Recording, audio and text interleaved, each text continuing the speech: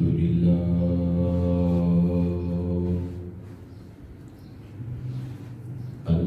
لله على نعمائه الشاملة وآلائه الكاملة، والصلاة والسلام على سيد الأنبياء وعلى آله وأصحابه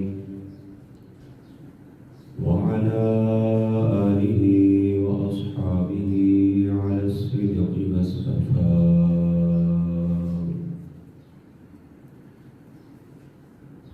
أما بعد، فقد قال الله تبارك وتعالى في كلامه المجيد والفرقان الحميد: شهر رمضان الذي أنزل فيه القرآن.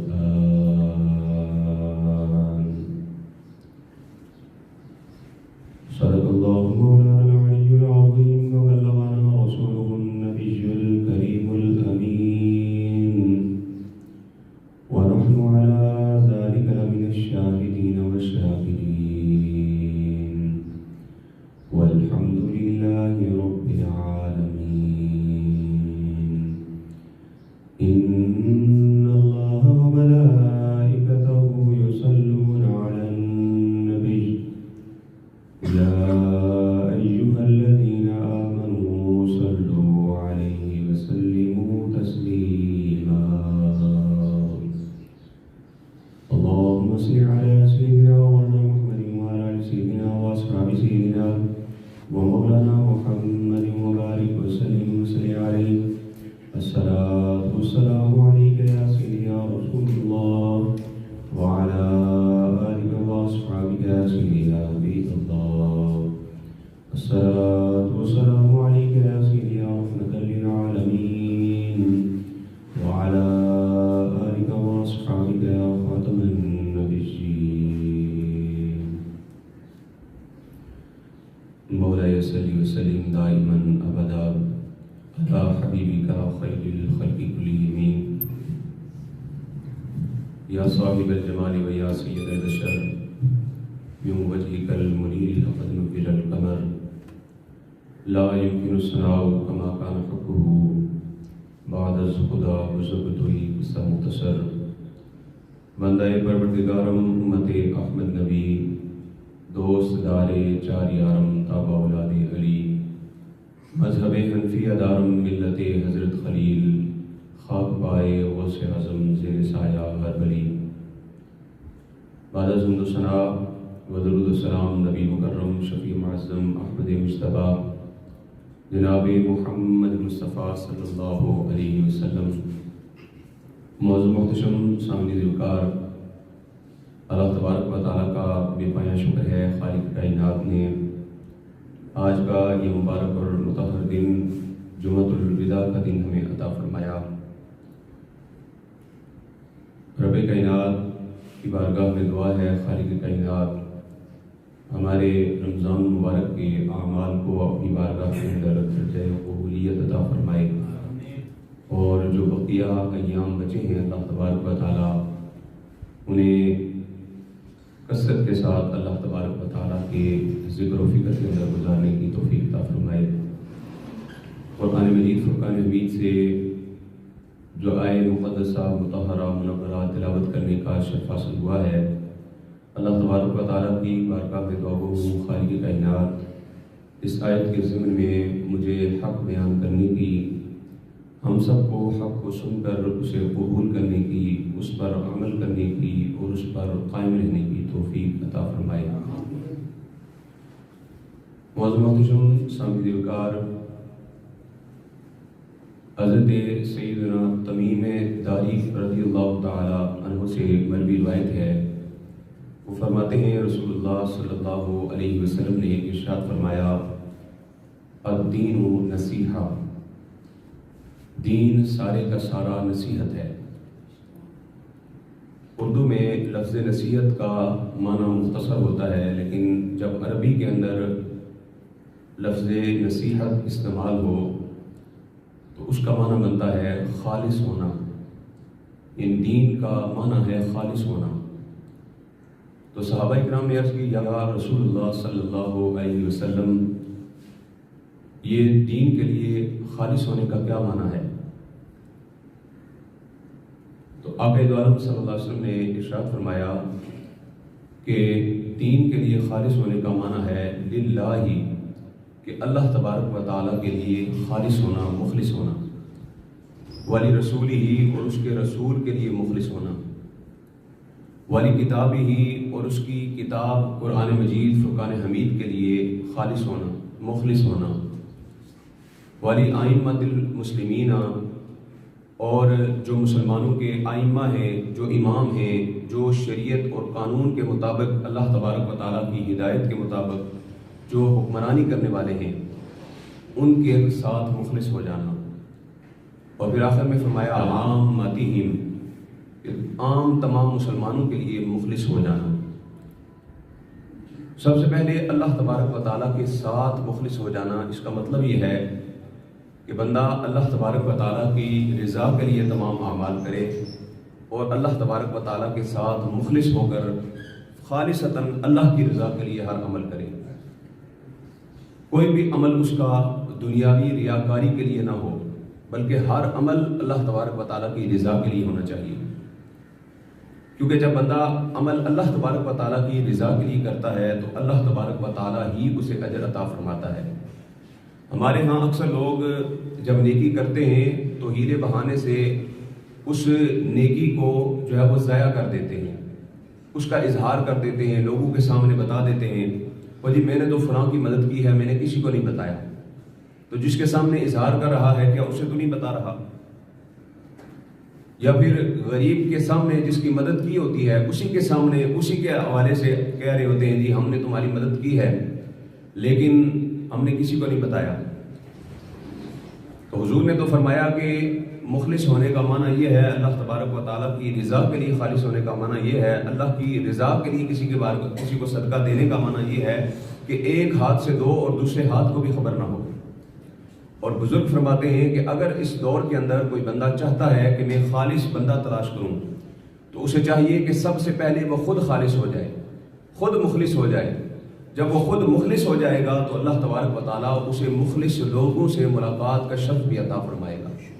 جب تک بندہ خود مخلص نہیں ہوتا اس کو مخلص بندے ملتے نہیں ہیں، اور یقین جانیں جب آپ مخلص ہو جائیں گے اور آپ کو مخلص لوگ ملنا شروع ہو جائیں گے تو مخلص اگر ایک بندہ بھی ہو وہ 10 غیر مخلص بندوں پر بھاری ہوتا ہے۔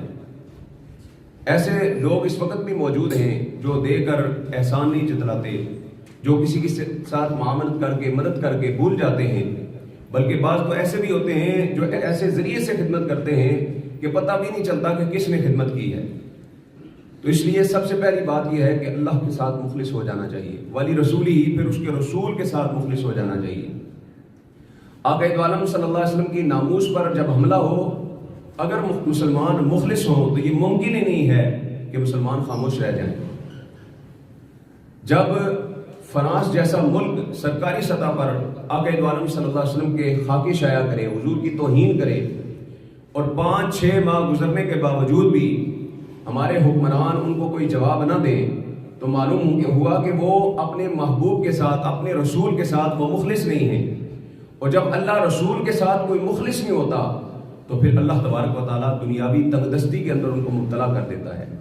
پھر وہ کٹورا لے کر کبھی سعودیہ جا رہے ہوتے ہیں، کبھی جو ہے وہ UK جا رہے ہوتے ہیں، کبھی یورپ کنٹریز میں جا رہے ہوتے ہیں، لیکن کہیں سے بھی ان کو بھیک نہیں ملتی۔ اگر بھیک ملتی بھی ہے تو اس میں برکت نہیں ہوتی، پھر بھی قرضہ جو ہے وہ بڑھتا جاتا ہے۔ تو اس لیے اللہ اور اس کے رسول کے لیے مخلص ہونے کی ضرورت ہے۔ اور تیسری بات ہے ولی کتاب ہی، اللہ تبارک و تعالیٰ کی کتاب کے ساتھ مخلص ہو جانا۔ آج میں نے اسی موضوع پر کلام کرنا ہے اور اسی حوالہ سے میں نے قرآن مجید فرقان حمید کی آیہ مبارکہ بھی تلاوت کی ہے۔ شہر رمضان الذی انزل فیہ القرآن، رمضان المبارک کا وہ مبارک اور مطہر مہینہ ہے جس کے اندر اللہ تبارک و تعالیٰ نے قرآن کو نازل فرمایا ہے۔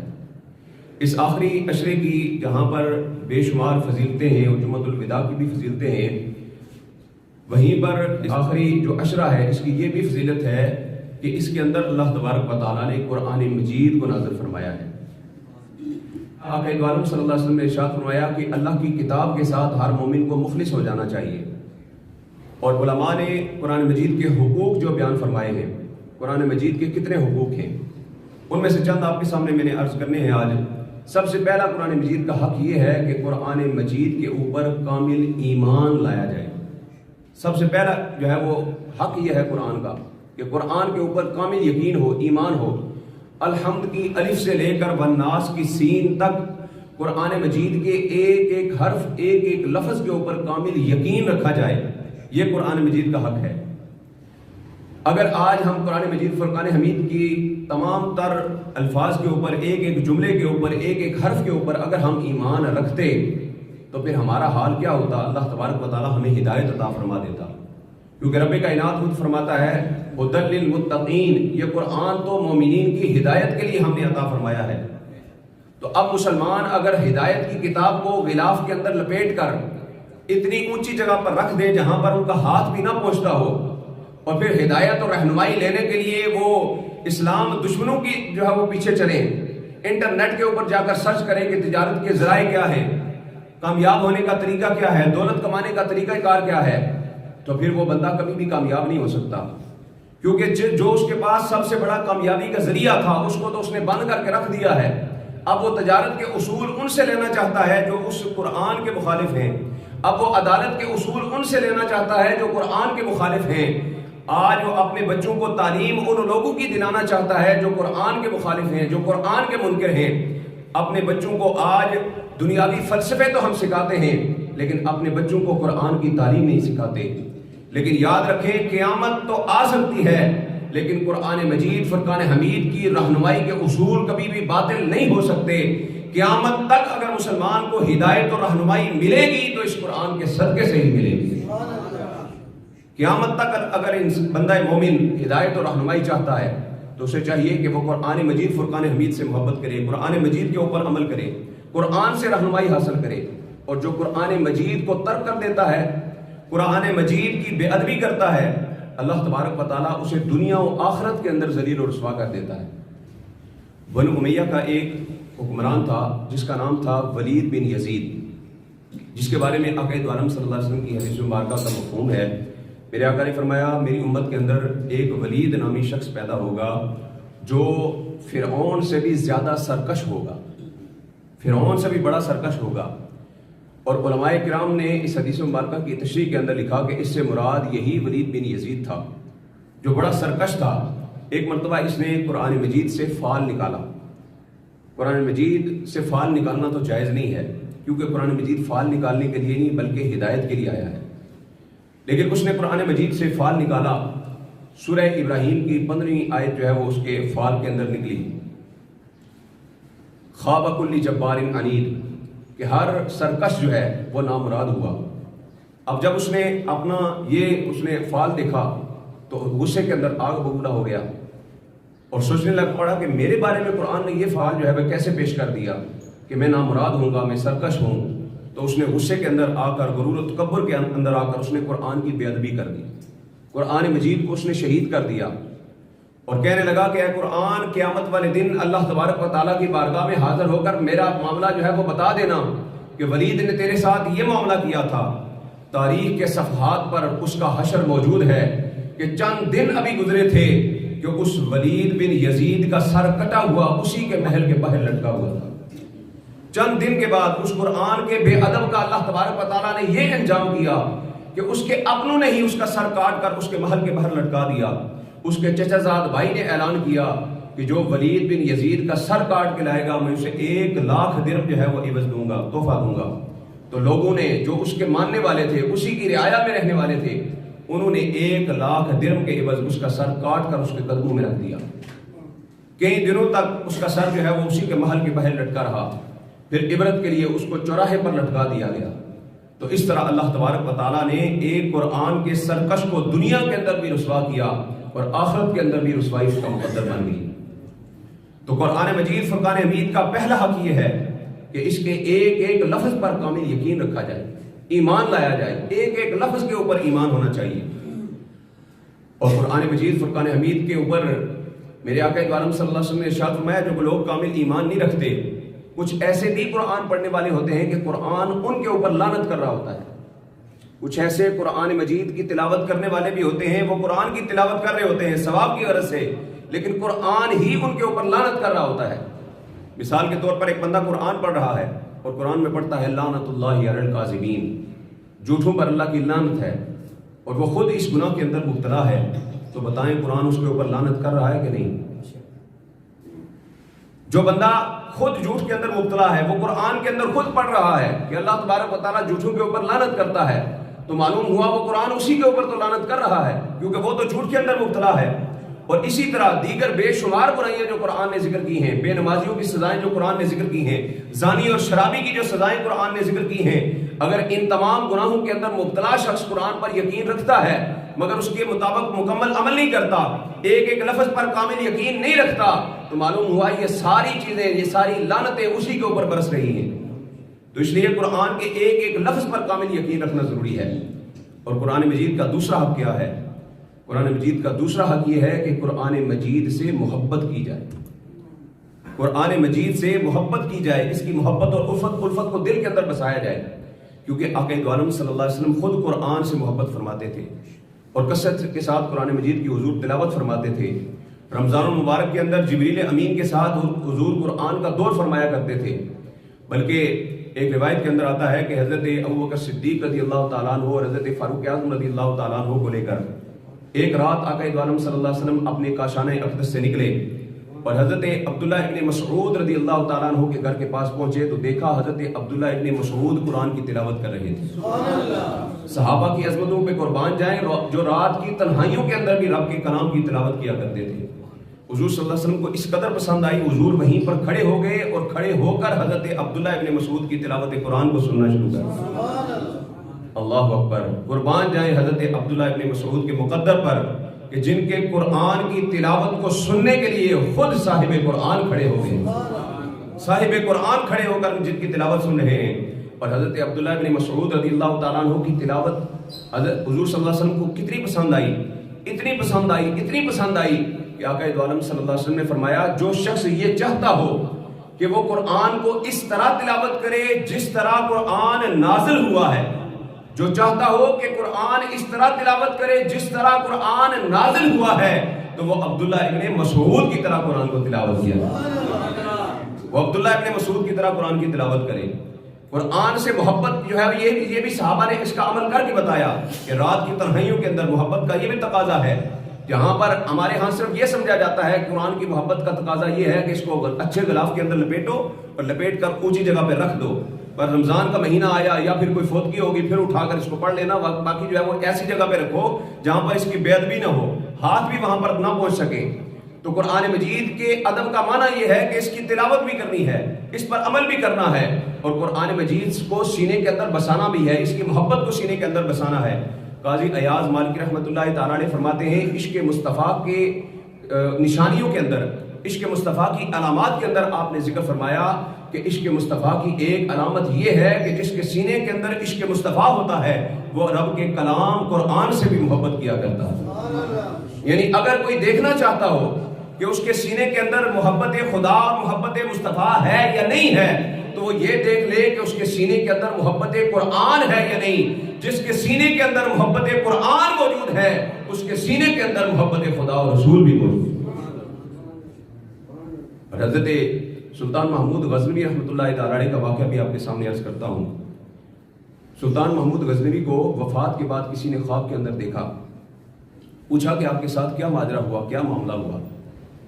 تو سلطان محمود غزنوی رحمۃ اللہ تعالیٰ علیہ فرمانے لگے کہ مجھے ایک عمل کی وجہ سے اللہ تبارک و تعالیٰ نے بخش دیا. پوچھا وہ کون سا عمل تھا؟ تو سلطان محمود غزنوی رحمۃ اللہ تعالیٰ علیہ فرمانے لگے کہ میں ایک مرتبہ کسی کے گھر مہمان کے طور پر گیا تو انہوں نے میرے آرام کے لیے جو کمرہ مختص کیا تھا، جہاں پر میں نے آرام کرنا تھا وہاں قدموں کی طرف قرآن مجید رکھا ہوا تھا، قدموں کی طرف قرآن شریف موجود تھا.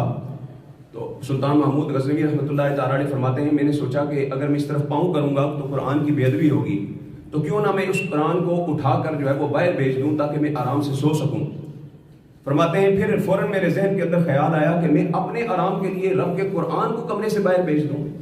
فرماتے ہیں میں نے قرآن کو باہر بھیجنے کا ارادہ ترک کیا اور میں ساری رات قرآن کے ادب میں وہیں پر بیٹھا رہا. ساری رات میں نے ٹانگیں اس طرف نہیں کی، اگر چونکہ ٹانگیں اسی طرف کر کے لیٹنا تھا، لیکن ساری رات میں قرآن کے ادب کی وجہ سے بیٹھا رہا.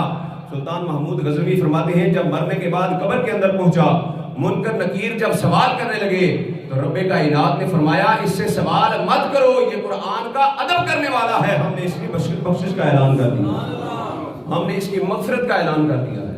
تو قرآن مجید فرقان حمید کی محبت سینے کے اندر بسانے کی وجہ سے محمود غزنوی فرماتے ہیں اللہ تبارک و تعالیٰ نے مجھے بخش دیا. تو اس لیے قرآن مجید کا پہلا حق یہ ہے کہ اس پر کامل یقین رکھا جائے، اور دوسرا حق کیا ہے؟ اس سے محبت کی جائے. بات سمجھ آ رہی ہے نا؟ دوسرا حق یہ ہے کہ قرآن مجید سے محبت کی جائے. اور قرآن مجید کا تیسرا حق کیا ہے؟ تیسرا حق یہ ہے کہ اس سے ہدایت اور رہنمائی حاصل کی جائے. قرآن مجید فرقان حمید صرف تلاوت کرنے کے لیے نہیں ہے، صرف برکت حاصل کرنے کے لیے نہیں ہے، بلکہ ہدایت اور رہنمائی حاصل کرنے کے لیے بھی ہے. کہ قرآن مجید فرقان حمید کو لپیٹ کر غلاف کے اندر نہیں رکھنا، بلکہ اس سے رہنمائی حاصل کرنی ہے. اور جب ہم اس سے رہنمائی حاصل کریں گے تو پھر اللہ تبارک و تعالیٰ ہمیں وہ برکتیں عطا فرمائے گا جو کائنات کے اندر کسی کو حاصل نہیں ہوئی. تو قرآن مجید فرقان حمید ہدایت اور رہنمائی کا ذریعہ بنا کر اللہ تبارک و تعالیٰ نے نازل فرمایا ہے کہ اس کے ذریعے سے امت مسلمان جو ہے وہ ہدایت اور رہنمائی حاصل کرے. آج ہمارے معاشرے کے اندر یہ بات کہی جاتی ہے کہ کافر جو ہے وہ ترقی کرتے جا رہے ہیں، مسلمان تنزلی کا شکار ہوتے جا رہے ہیں. کافر ترقی کر گئے جی، کافر تو چاند پر پہنچ گئے، مسلمان یہیں پر بیٹھے ہوئے ہیں. تو اگر حقیقت حال کو دیکھا جائے، آنکھیں کھول کے، دل کی آنکھیں کھول کر اگر دیکھا جائے تو آپ کو پتہ چلے گا کہ کافروں نے ترقی نہیں کی، بلکہ ہم تنزلی کا شکار ہو گئے. ہم تنزلی کا شکار ہوئے، کافروں نے ترقی نہیں کی. کیونکہ حقیقی طور پر جو ذرائع مسلمانوں کے پاس ہیں ترقی کے، اگر مسلمان ان کو اختیار کریں تو کائنات کے اندر ایسا ذریعہ کسی کافر کے پاس موجود ہی نہیں ہے. آپ اس کی ایک مثال سمجھ لیں. مثال کے طور پر ایک بندہ کار کے اوپر سفر کر رہا ہے، ایک موٹر سائیکل کے اوپر سفر کر رہا ہے. زیادہ تیز رفتار کس کی ہوتی ہے؟ کار کی ہوتی ہے. ہر بندہ جانتا ہے کہ کار زیادہ تیز رفتار ہے. اگر بائک والا کار کے ساتھ جو ہے وہ مقابلہ کرنا چاہے گا رفتار کا تو کار والا آگے نکل جائے گا. لیکن اگر کار والا 40 کی سپیڈ پر ڈرائیو کر رہا ہو اور بائک والا 70-80 کی سپیڈ پر ڈرائیو کر رہا ہو تو آگے کون نکلے گا؟ بائک والا آگے نکل جائے گا. تو اب یہ تو نہیں کوئی کہے گا جی وہ کار تو ویسے ہی پیچھے رہنے والی ہے، کار کے پاس تو اتنی پاور ہی نہیں ہے. یہ تو کوئی بھی نہیں کہے گا، بلکہ ہر بندہ یہ کہے گا کہ کار والے کے پاس اختیار موجود تھا لیکن اس نے اپنے اختیار کو استعمال ہی نہیں کیا، وہ کم سپیڈ پر چلاتا رہا، اس لیے وہ پیچھے رہ گیا. اور بائک والے کے پاس جتنی پاور تھی اس نے سارا زور لگا دیا، لہذا وہ آگے چلا گیا.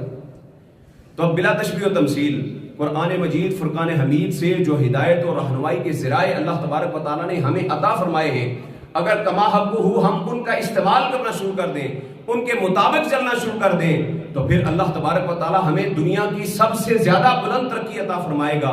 اور اگر ہم قرآن سے ہدایت اور رہنمائی حاصل نہ کریں، اس سے ترقی کے اصول ہی جو ہے وہ حاصل نہ کریں، تو پھر ہم ترقی کیسے حاصل کر سکتے ہیں؟ جو سود کھاتا ہے وہ اللہ سے اعلان جنگ کرتا ہے. امریکہ سے تو تم بعد میں لڑو گے، بتاؤ تمہارے ملک کے اندر ہر بینک کے اندر سودی نظام موجود ہے. ہمارے حکمران باقاعدہ کہتے ہیں جی، مشورہ دیتے ہیں جی آپ سودی کاروبار کریں، سود کے معاملات کا لین دین آپ کریں.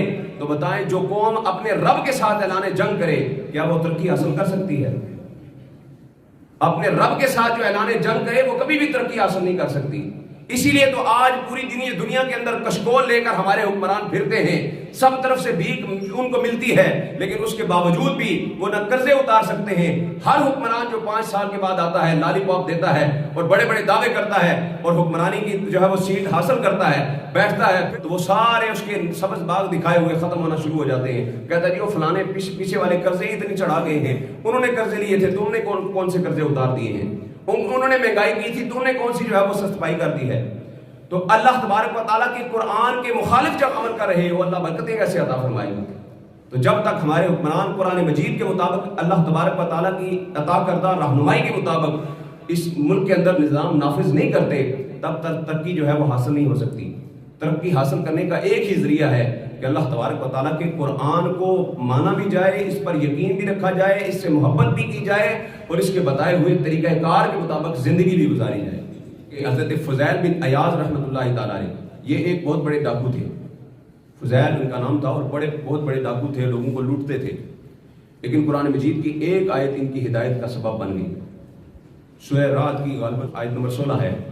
رب کائنات نے ارشاد فرمایا کہ مومنوں کے لیے ابھی بھی وقت نہیں آیا کہ وہ اللہ تبارک و تعالیٰ کی طرف لوٹ آئیں۔ ابھی بھی کیا مسلمانوں کے لیے وقت نہیں آیا کہ وہ اللہ تبارک و تعالیٰ کی طرف لوٹ آئیں، اللہ کی طرف لو لگا لیں، اللہ کی بارگاہ میں حاضر ہو جائیں۔ آپ فرماتے ہیں فضیل بن ایاز کہ میں نے یہ آیہ مبارکہ سنی تو میرے دل کی دنیا بدل گئی۔ اس آیہ مبارکہ کا تیر سیدھا جو ہے وہ میرے دل کے اوپر لگا، سارا وہ ڈکیتی کا مال لوگوں کو واپس کیا اور اللہ تبارک و تعالیٰ کی بارگاہ میں توبہ طائب کر کے عبادات اور ریاضات کے اندر مشغول ہو گئے، دین کا علم حاصل کرنا شروع کر دیا۔ پھر اللہ تبارک و تعالیٰ نے فضیل بن ایاز کو وہ مقام و مرتبہ عطا فرمایا کہ مکہ شریف کے ایک پہاڑ کے سامنے کھڑے ہو کر آپ نے فرمایا کہ اگر اللہ تبارک و تعالیٰ کا کوئی ولی اس پہاڑ کو کہہ دے کہ اے پہاڑ تو لمبا ہونا شروع ہو جا، تو یہ پہاڑ اس کے حکم پر لمبا ہونا شروع ہو جائے گا۔ جو ہی ان کی زبان سے یہ جملے نکلے تھے وہ پہاڑ لمبا ہونا شروع ہو جاتا ہے۔ حضرت فضیل بن ایاز فرماتے ہیں پہاڑ رک جا، میں نے تجھے حکم نہیں دیا، میں تو صرف مثال دے رہا تھا، زبان سے یہ جملے نکلے۔ تو ایک جو ہے وہ ڈاکو، ایک چور، ایک لٹیرا اگر قرآن مجید کی ایک آیت پر عمل کرتا ہے تو اللہ تبارک و تعالیٰ شجر و حجر کو ان کا تابع بنا دیتا ہے۔ تو جو بندہ قرآن مجید کی ایک ایک آیت، ایک ایک حرف، ایک ایک لفظ کے اوپر عمل کرے گا، اللہ اسے کتنی برکتیں عطا فرمائے۔ تو اس لیے جب تک ہم قرآن مجید فرقان حمید کے مطابق زندگی نہیں گزارتے، ہمارے حکمران جب تک قرآن مجید فرقان حمید کا قانون اس ملک کے اندر نافذ نہیں کرتے، تب تک ہمارا ملک جو ہے وہ ترقی نہیں کر سکتا۔ تو قرآن مجید فرقان حمید کے بے شمار حقوق ہیں، لیکن ان میں سے میں نے 3 آپ کے سامنے عرض کیے ہیں۔ پہلا یہ ہے کہ قرآن مجید کے ایک ایک حرف، ایک ایک لفظ کے اوپر کامل یقین رکھا جائے، اور دوسرا یہ ہے کہ قرآن مجید سے کامل محبت کی جائے، اس کی تلاوت کی جائے، اور تیسرا حق یہ ہے کہ قرآن مجید فرقان حمید کے بتائے ہوئے رستے کے مطابق، بتائے ہوئے طریقے کے مطابق زندگی گزاری جائے۔ اللہ تبارک و تعالی ہمیں ان تمام اعمال پر عمل کرنے کی توفیق عطا فرمائے۔ جب ہم ان طریقوں پر زندگی گزاریں گے تو انشاءاللہ اللہ تبارک و تعالی ہمیں دین و دنیا کی نعمتوں سے مالا مال فرمائے گا۔ اللہ تبارک و تعالی ہمیں عمل کرنے کی توفیق عطا فرمائے۔ وما علینا الا البلاغ المبین۔